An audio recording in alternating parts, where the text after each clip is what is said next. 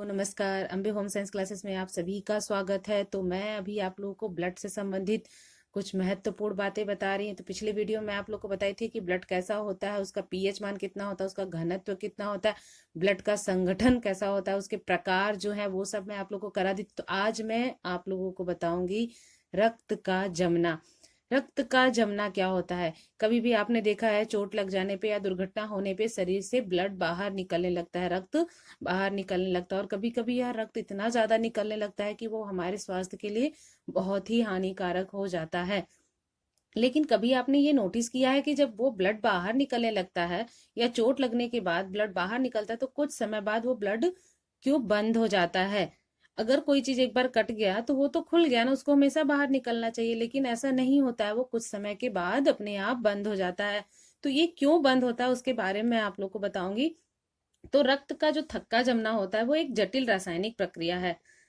इससे रक्त की सोल अथवा जेल अवस्था में बदल जाती है। रक्त का थक्का अर्ध जेल अवस्था में होता है, जिससे थोड़ी तरल पदार्थ, जिसे सीरम कहते हैं, रक्त के थक्का से बाहर निकलने लगता है। तो रक्त का जो थक्का बनता है, रक्त का बाहर शुरू होने में जब वो बाहर निकलने लगता है तो उसे 5 या 7 मिनट बाद वो रक्त का बाहर निकलना बंद हो जाता है। रक्त का जमना जो है वो हमारे शरीर में धीरे धीरे जो रक्त वाहिनियां की जो नलिकाएं होती है उसका मुंह बंद हो जाता है, और इसके फलस्वरूप जो होता है रक्त बाहर निकलना बंद हो जाता है। फिर रक्त के प्लाज्मा में थ्रोम्बिन नामक पदार्थ होता है। कौन सा पदार्थ होता है? थ्रोम्बिन नामक पदार्थ होता है। यह रक्त की फाइब्रिनोजन प्रोटीन को द्रव से ठोस अवस्था में बदल देता है, और फाइब्रिन की रचना महीन सूतों के जाल जैसी होती है। इन्हीं जाल में रक्त कण फंस जाते हैं और वो उलझ जाते हैं। जैसे जैसे यह जाल सूखता जाता है वैसे वैसे रक्त का थक्का बनना शुरू हो जाता है। तो इसमें मुख्यतः 3 चरण होते हैं। पहला जो चरण होता है वो आपका होता है प्रोथ्रम्बिन का सक्रिय होना। इसमें जो होता है रक्तवारी में उपस्थित हो जाता है। फिर दूसरा होता है प्रोथ्रम्बिन का थ्रोम्बिन में बदलना। इसमें कैल्शियम तथा दूसरे फैक्टर जो होते हैं वो सहयोग देते हैं। और तीसरा जो है फाइब्रिनोजन से फाइब्रिन में बदलता है। ये क्या होता है कि ये जो हम देखते हैं कि रक्त का थक्का बनता है तो एक सरल एवं सामान्य क्रिया लगता है, परंतु उसमें कई रासायनिक परिवर्तन होते हैं तथा यह एक जटिल प्रक्रिया होती है। इसमें कुल जो होते हैं वो टोटल 13 फैक्टर्स भाग लेते हैं। ठीक है, कौन कौन से हैं मैं ऐसे आप लोग को बता देती हूँ। फाइब्रिनोजन, प्रोथ्रोम्बिन, थ्रोम्बोप्लास्ट, कैल्शियम, एक्सलेटर, एक्सिलेटिन, ये सब ऐसे से करके पूरे आपके 13 फैक्टर्स होते हैं जिनके द्वारा रक्त का थक्का बनना हो जाता है। फिर रक्त का जो थक्का बनना, तो इस प्रकार से रक्त का थक्का बनना होता है। अब मैं बताऊंगी आप लोग को रक्त के कार्य क्या है। रक्त जो है वो हमें पोषक पदार्थ का संवहन करवाता है, यानी हमारे शरीर में जो आमाशय, छोटी आंत और बड़ी आंत से विभिन्न प्रकार के पोषक तत्वों का अवशोषण करके उसे सर्वप्रथम यकृत में ले जाता है। फिर आवश्यकता अनुसार शरीर के विभिन्न अंगों में वो कोशिकाओं के पोषक तत्वों तक प्रदान करता है। इसके बाद है गैसों का संवहन।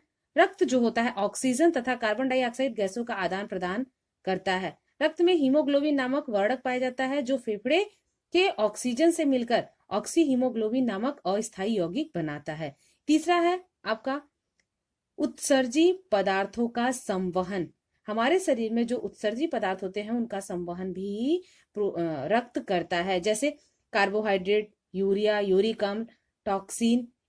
बाकी ये सारे जो आपके उत्सर्जी पदार्थ होते हैं इन्हें क्या करता है? रक्त शरीर से बाहर निकालता है। फिर रोगों से रक्षा करता है।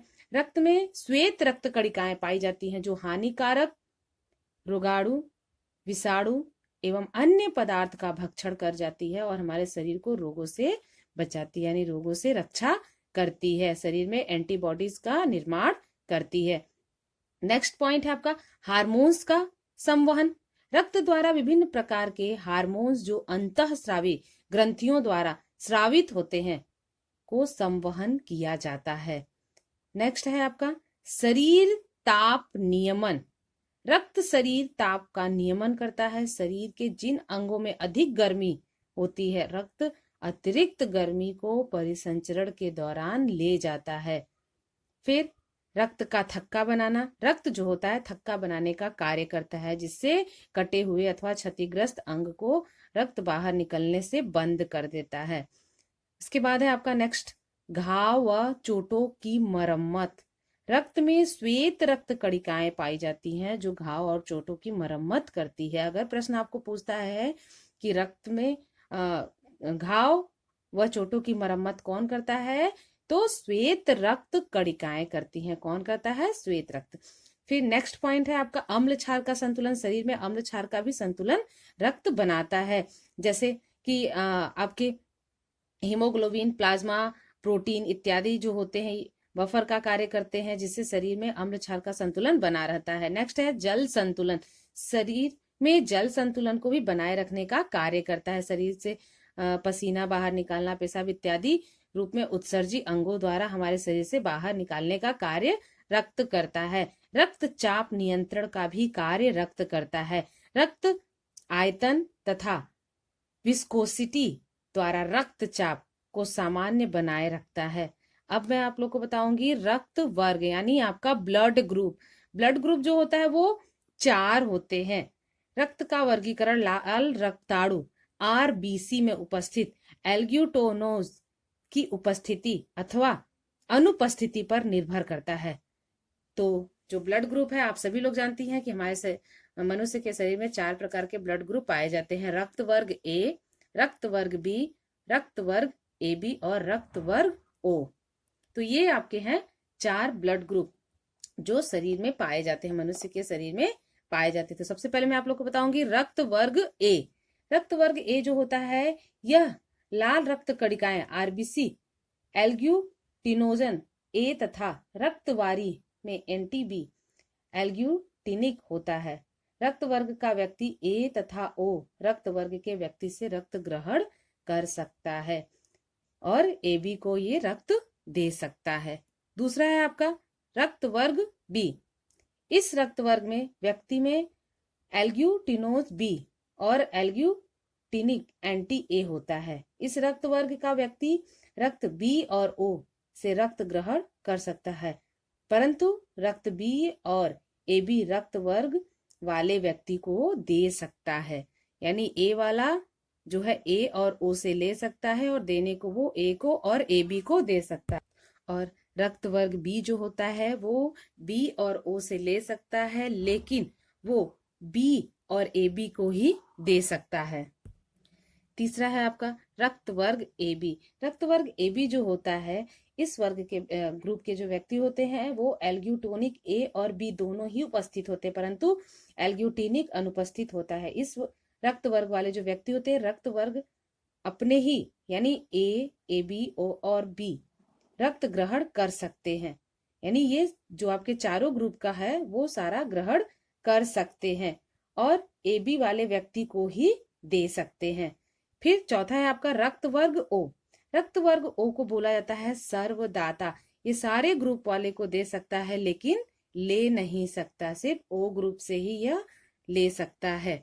तो ए बी को सर्वग्राही और ओ को सर्वदाता भी कहा जाता है। प्रश्न ऐसे भी पूछ सकता है कि सर्वग्राही ग्रुप कौन सा है ब्लड का, तो ए बी, और सर्वदाता ओ।